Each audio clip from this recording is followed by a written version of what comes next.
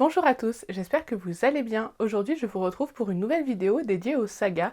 Il y a quelques temps, je vous avais proposé une vidéo que je vous remettrai d'ailleurs en haut de l'écran, dédiée aux sagas que j'ai commencé et toujours pas fini, et dans laquelle je vous demandais votre avis justement pour m'aider à savoir quelle saga je devrais continuer et quelle saga n'était pas franchement une priorité pour vous.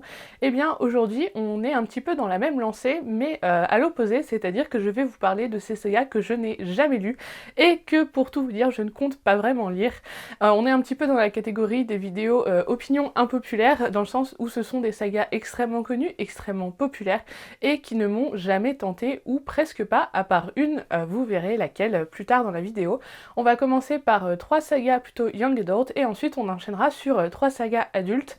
Dans ces sagas, il va y avoir principalement du fantastique et de la fantasy, mais vous verrez qu'il y aura également une saga de thriller. Donc j'ai quand même 6 sagas à évoquer avec vous, donc on va pas trop traîner et commencer tout de suite avec la première. Alors la première, on est ici dans la catégorie des sagas young adult que pour le coup je suis à peu près certaine de ne jamais lire. Il s'agit de A Court of Thorns and Roses de Sarah J. Maas, bien évidemment. Là je sens que vous allez me lancer des cailloux et des tomates pourries, mais je n'ai jamais lu les Sarah J. Maas, et pour tout vous dire, je n'ai absolument pas l'intention de les lire. J'en entends parler depuis très très longtemps. Je ne sais absolument pas combien il y a de tomes dans cette saga.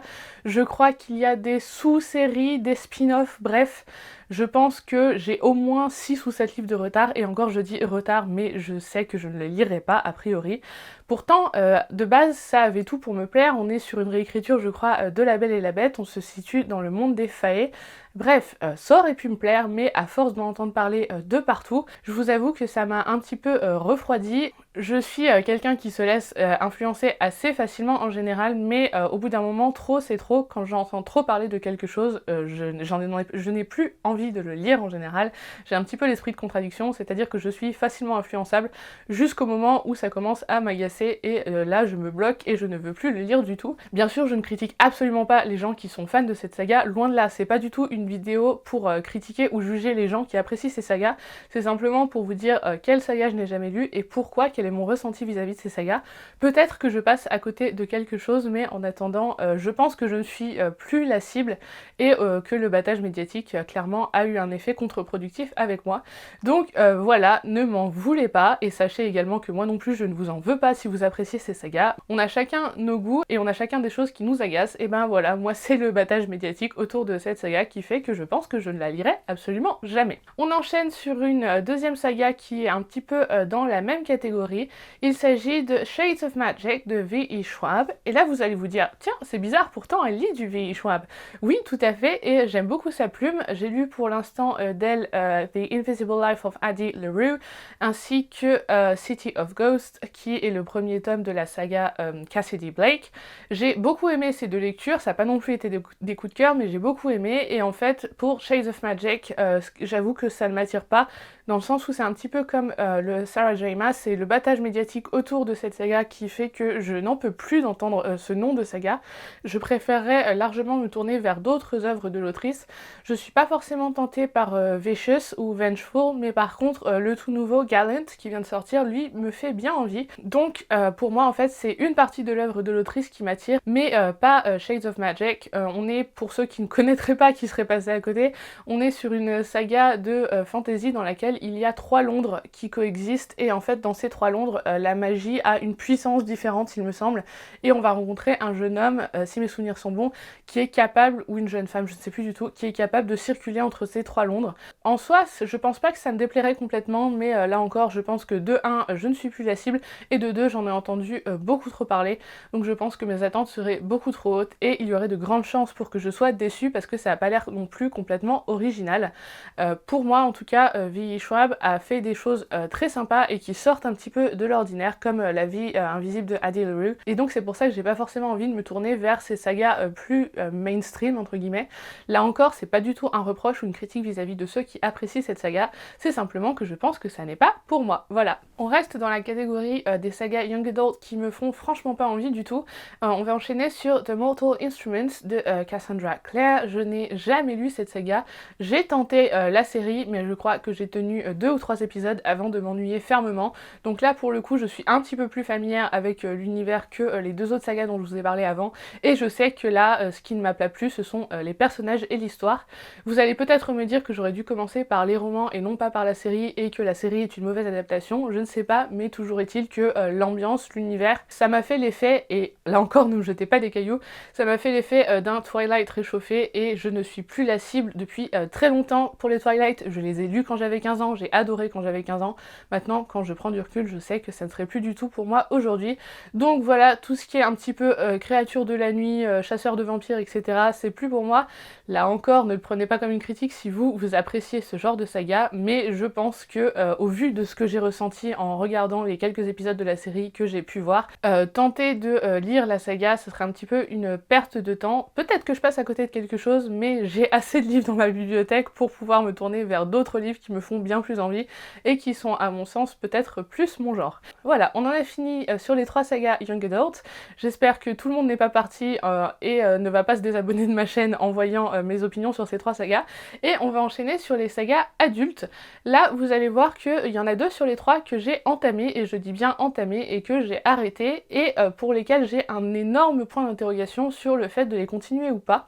Pourquoi je les ai pas inclus dans les sagas que j'ai commencé et jamais terminé? C'est pour la simple et bonne raison que, en fait, quand je dis entamé, c'est j'ai lu quelques chapitres, je n'ai même pas fini le premier tome, donc je ne peux pas réellement me faire un avis.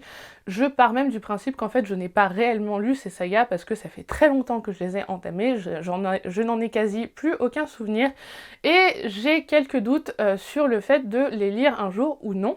La première saga, on est ici sur la saga de thriller de cette sélection, il s'agit de Millennium, de Stieg Larsson bien évidemment. C'est une saga extrêmement connue, extrêmement populaire, adaptée plusieurs fois au cinéma et à la télévision. C'est un petit peu la saga qui a lancé le mouvement des romans nordiques, et surtout qui a déclenché l'énorme succès des romans nordiques en France notamment. Moi j'ai vu l'adaptation suédoise, non pas l'adaptation avec Daniel Craig mais l'autre, j'avais beaucoup aimé les films, et j'ai tenté de lire cette saga en anglais et en français, j'ai tenté les deux, et à chaque fois je crois que je n'ai pas réussi à dépasser le chapitre 2, quelque chose comme ça. Si mes souvenirs sont bons, le premier chapitre s'attache uniquement à la description de plantes ou d'un livre qui traite de plantes. Bref, ça n'avait rien à voir avec l'intrigue principale et je m'étais fermement ennuyée, je n'avais pas accroché du tout au style de l'auteur. C'est bien dommage pourtant parce que dans les films, je m'étais énormément attachée aux personnages, j'avais trouvé l'intrigue extrêmement prenante. Ça fait partie pour moi des meilleures séries de films de thriller nordiques, donc j'avais vraiment énormément apprécié, mais j'avais toujours voulu lire les livres parce qu'on m'avait dit qu'il y avait vraiment une valeur ajoutée à lire les livres.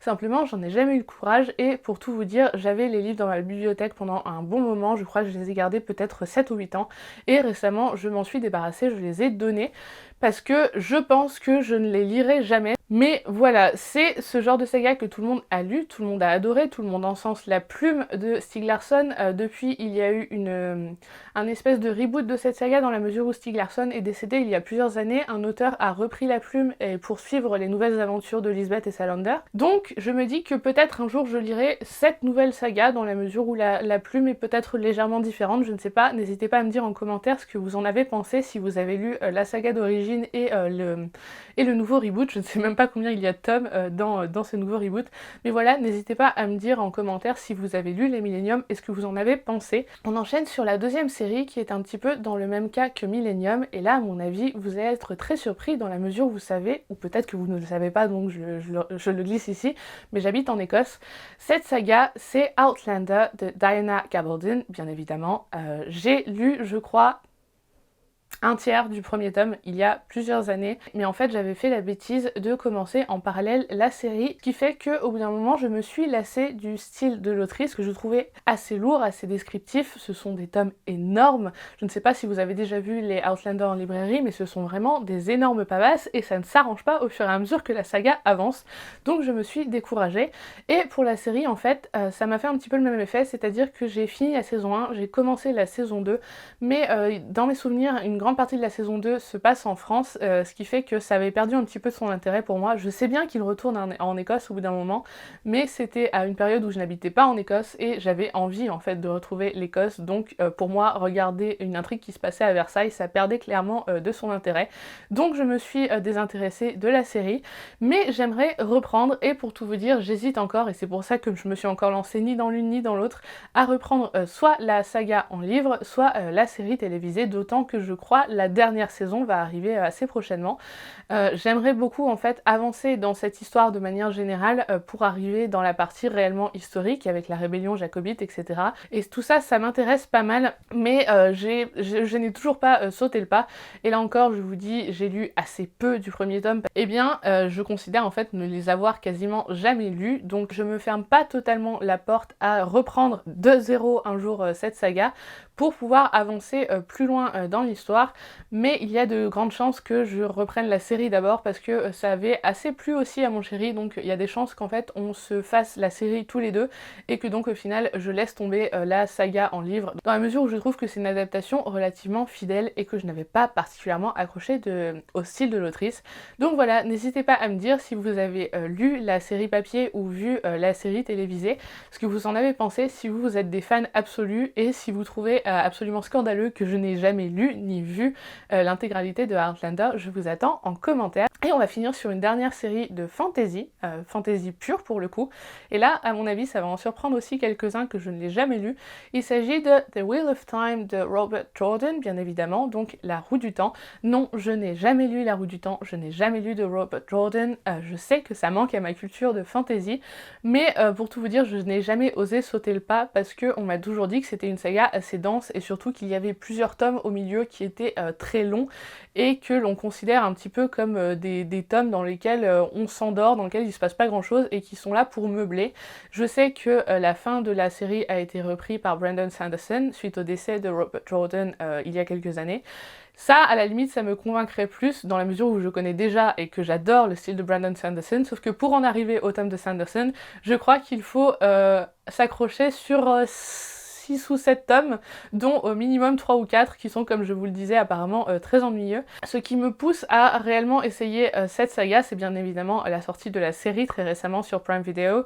J'ai entendu du bon et du un petit peu moins bon sur la série, mais dans l'ensemble, les fans ont l'air assez contents et ils jugent que c'est une bonne adaptation, donc je me dis que si je lisais les romans, je pourrais regarder la série, parce que là, pour le coup, c'est pas comme Outlander, je préférerais réellement commencer par les romans.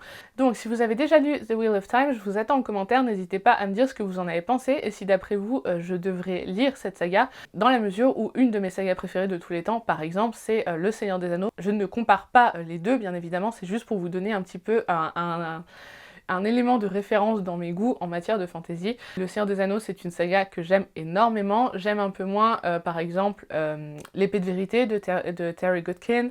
Je suis en train de lire actuellement Le Nom du Vent de Patrick Rothfuss. J'ai lu le tome 1 il y a 2 ans et j'ai le tome 2 dans ma pile à lire et c'est une saga que j'aime beaucoup, même si elle est bien en dessous pour moi du Seigneur des Anneaux.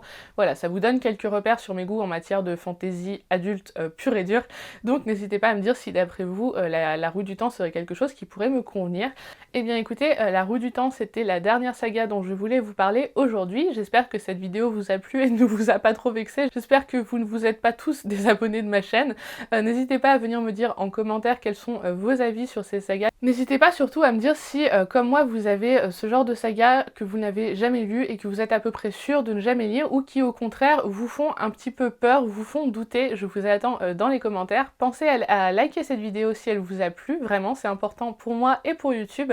Si vous n'êtes pas abonné encore à cette chaîne, c'est peut-être le moment de le faire. Et pensez également à recommander cette chaîne ou simplement cette vidéo à quelqu'un à qui ça pourrait plaire. Moi ça m'aide beaucoup. Il ne me reste plus qu'à vous dire un grand merci d'avoir regardé cette vidéo jusqu'au bout et je vous dis à très bientôt. Ciao!